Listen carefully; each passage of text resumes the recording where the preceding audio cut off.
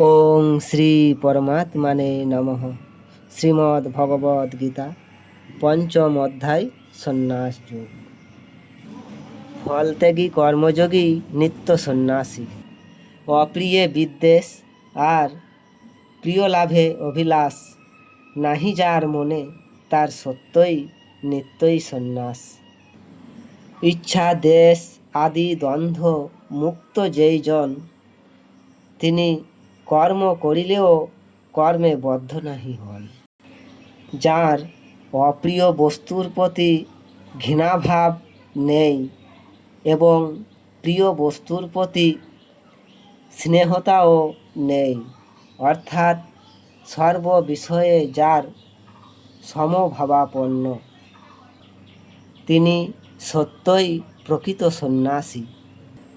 জ্ঞাননিষ্ঠ কর্মত্যাগী যে স্থান চায়, কর্মনিষ্ঠ কর্মযোগী সেই স্থানই পায়।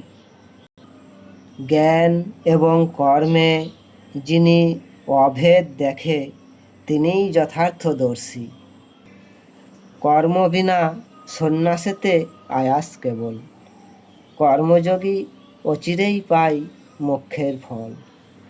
কর্ম ছাড়া কেহই কোনো কালে মোক্ষ লাভ করিতে পারেন নাই।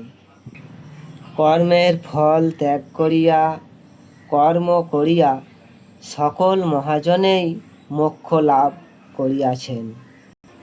কেবলমাত্র ফল ত্যাগ করিয়া ঈশ্বরের প্রীতিস্বরূপ এবং ঈশ্বরের সেবারূপ কর্ম করিলেই সেই কর্ম বন্ধনের কারণ না হইয়া মোক্ষের কারণ হয়।